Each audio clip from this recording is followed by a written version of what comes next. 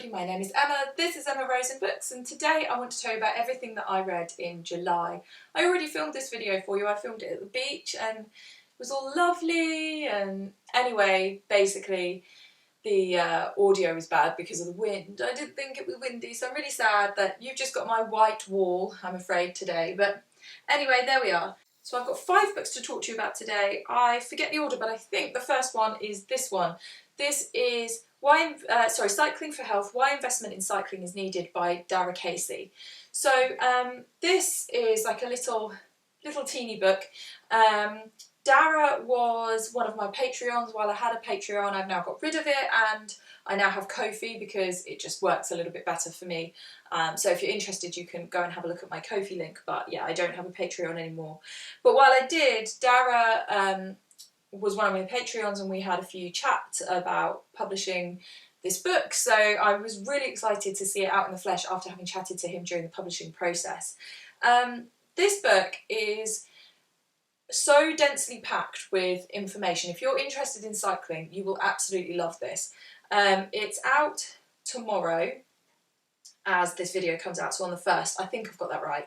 And you can also get the PDF version of it for free. I'll link that below, but if you want to have a look at it, you can, but obviously do give him lots of support as an indie writer. Basically, the book runs through education, health, like social connections, culture, economics, basically addressing the benefits of cycling from lots of different angles and explaining why investing in cycling is a good thing to do. I mean, essentially it kind of pays back economically and has lots and lots of benefits for the population. I know that this probably is a little bit of a kind of touchy subject at the moment with the government bringing in the sort of cycling on prescription kind of measures and all of that at the moment. It's a bit political. But, you know, what this is looking at is things like changing our infrastructure, looking at kind of culturally how we view cycling, looking at provision of things like e-bikes and all of that kind of thing, and looking at things that I loved one of the examples in here of taking elderly people out on a bike, so they have like a seat at the front of the bike, a bit like a kind of rickshaw kind of thing, I guess, and meaning that they can chat to the person who's cycling, they get out, they get some air. I also like the idea in here of a cycling bus. I've heard of walking buses for school children, but the idea of a cycling bus that's supervised by a couple of parents.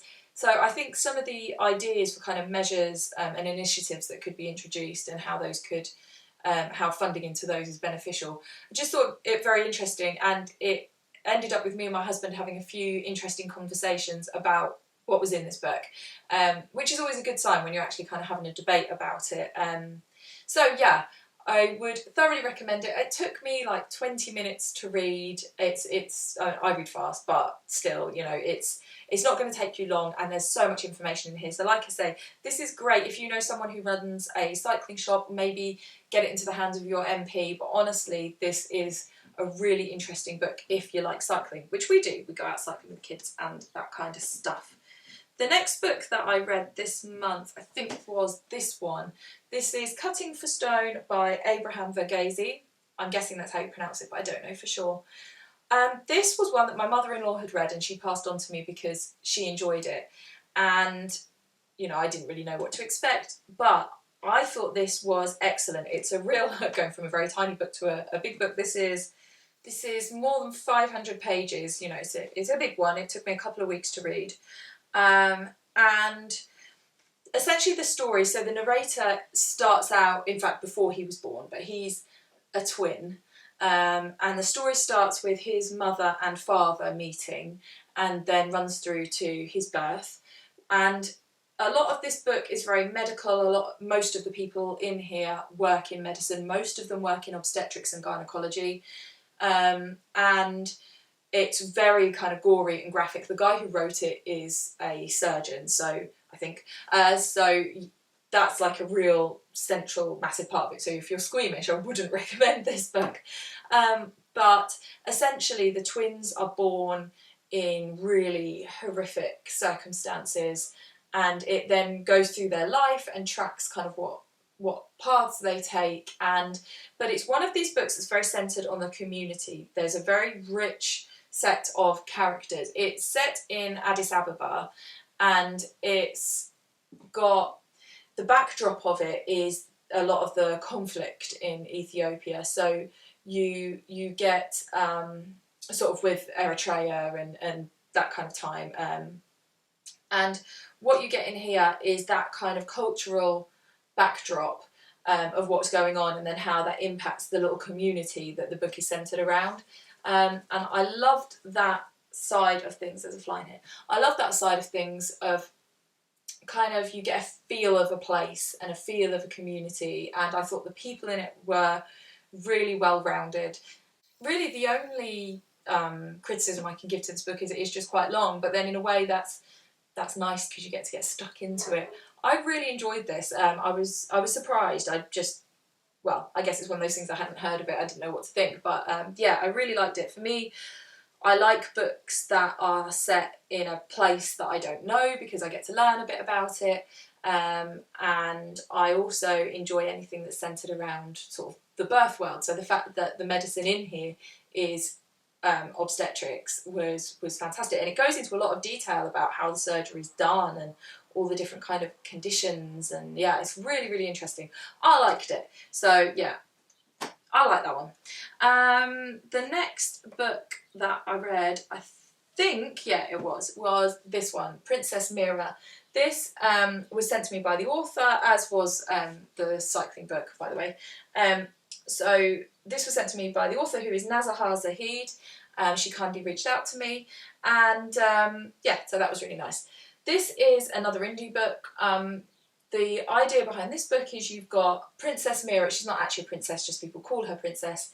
Amira is the main character. She has a sort of love interest who then becomes one of the main characters, and it mostly centres about these two individuals who are Syrian, and about the conflict in Syria kind of becoming more and more serious, and then them taking the decision to flee and following their journey, and all the people who go with them at various times. I thought this would be a book that I would really, really like, because I spent a lot of time when I was growing up in the Middle East, because my dad grew up. He lived in Saudi Arabia for a long time when I was growing up. So I'm very interested in Arabic culture. I like books set in those kind of places. Unfortunately, this book wasn't really for me. I didn't really get on with the characters. I kind of didn't really get into their stories, I suppose. And I found it a bit too dramatic. Too many things happened, and which made it that you're constantly expecting. Obviously, when you're fleeing Syria, lots of things are going to happen.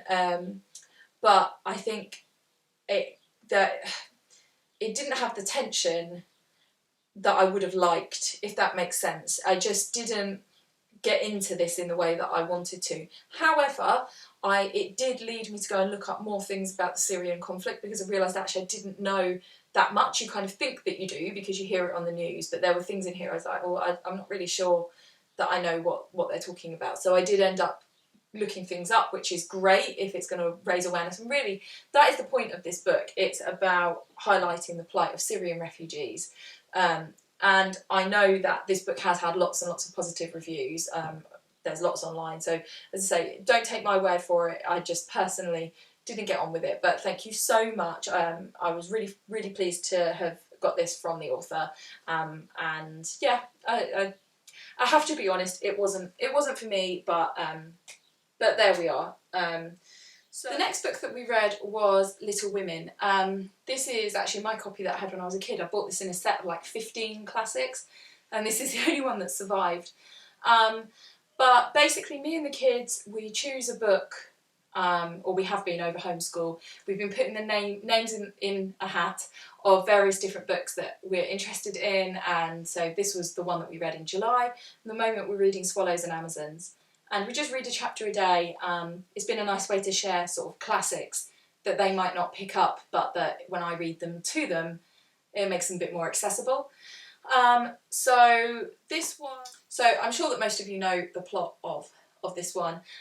You've got the 4 March girls, Meg, Jo, Beth and Amy, and the story starts with them saying, you know, Christmas won't be Christmas without any presents. And the whole book goes on to kind of examine them looking at their character flaws and then working on them, basically. And their father is away fighting, well, not fighting, he's a chaplain, I think, in the Civil War. And it focuses on them and their neighbours and various people they come into contact with. So this book, I know that Little Women for some people, it includes what we have. I think in England it's published as Little Women and Good Wives, and in America it's just published as one book, I think. So when I talk about Little Women, it's half of what some people think Little Women is. Anyway, so for us, it was really interesting because the kids, they found this book quite hard going because they found it slow and they found it a bit preachy, I think. They didn't get on with this one as much as they have done with some of the other classics. Sorry, my phone keeps on vibrating. I put it on silent, but it's been really annoying. So, however, I, on the other hand, obviously found it quite nostalgic because this is a story I've read before. There's lots of little parts of this book that I really love. The part with Jo's hair is just, oh, I find that so emotional. But what I really found interesting is I watched a video a little while ago. I think it was by Drinking by My Shelf. I'll find it and I'll link it below. But she talked about how Louisa May Alcott, who wrote this, may have been possibly trans in a time where there wasn't even a word for that. She may well have been a lesbian. It's not entirely clear because, as I say, there weren't those kind of words. There wasn't the kind of community support. It's unclear. But she made statements about things like being a man trapped in a woman's body and those kind of things. In Little Women, she based the character Jo on herself. So then when reading that character, who's kind of presented as a tomboy, but reading it with the viewpoint of, well, in the 1860s, you know, that may well have been how a trans person kind of went through their life. I just found it very interesting reading that and kind of wondering whether that was the experience for people, and was that the case for Louisa. Apparently Louisa May Alcott asked people to call her Louie as well, and in the book Laurie, the neighbour, calls Jo like fellow and shakes her hand and like treats her as a gentleman and stuff. So I just think it's an interesting slant, and I guess we'll never know what the truth is there, but it's thought-provoking. And yeah, I didn't know that until I watched that video, so then I found it interesting reading it again and kind of thinking, oh, okay. So yeah, thought that was interesting. I'd love to know if you know more or what you think about that, and yeah, I think that's an interesting part of that book. Then I read this one. This is Angry White Pajamas by Robert Twigger. I picked this up in a book swap because I say I do karate. That's very loose because I stopped for like 9 years and then I started again at the beginning of this year, and then carried on a bit into lockdown on Zoom, and then I stopped again. I don't really know what I'm doing, so let's just say I have done karate at some times in my life. So I find martial arts quite interesting, so I thought I'd pick this one up because the subtitle is An Oxford Poet Trains with the Tokyo Riot Police, so I thought that might be interesting. I think it's set in the 80s or 90s, I'm not entirely sure. 90s, I think, probably. And essentially, sorry, my camera cut out. So basically this book, the author, he lives in this house with with 2 other guys, and they all like sleep in the same room, and it's all a bit kind of run down, and they're all into martial arts to an extent, but Robert, the author, is really into Aikido, and he then ends up doing lots of training and then ending up training with the Tokyo Riot Police. And essentially the book goes through lots of their training sessions, the things that he learnt, the experiences that he had. I find this interesting on a few levels. First of all, my experience of Aikido, which is, I haven't actually ever done it, but I've known people that do Aikido, was that it was kind of a non-contact and gentle martial art, and that's very much not the case in here.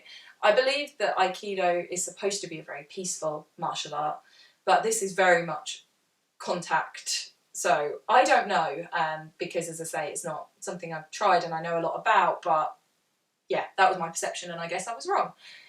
the thing that I find interesting is that a lot of my instructors who have trained in Japan may have had similar experiences to this, and so I found it quite insightful for the, you know, the experience of training in Japan, for then those people teaching people in England, and then how they might perceive our attitudes to training. So yeah, it was just sort of, I guess, interesting. I honestly don't think that this would be a great read if you don't do martial arts, particularly if you don't do Japanese martial arts, because I think that your mental image of some of the stuff in here, well, you just might not have one, because when they talk about César, well, I know what César is because I have to do it, but is, you know, I don't know, and they talk about like the Kamae stance and stuff like that. So I just think having that like mental image of what it is, and I don't know, I don't know that you would be as into it. And I don't necessarily think that it would be as interesting if you haven't got a martial arts background, because it's a lot of people just talking about fights and training. It is a bit, there's parts of it where it's like, oh yeah, and then I had a fight and then this happened and this person was really aggressive and they did it, that I was like, it's not really my thing. But yeah, certainly interesting looking at what martial arts training might have been like in the 90s in Japan, how that contrasts with my experience. I have no idea what training in Japan would be like now. So yeah, just as I say, interesting from a martial arts perspective.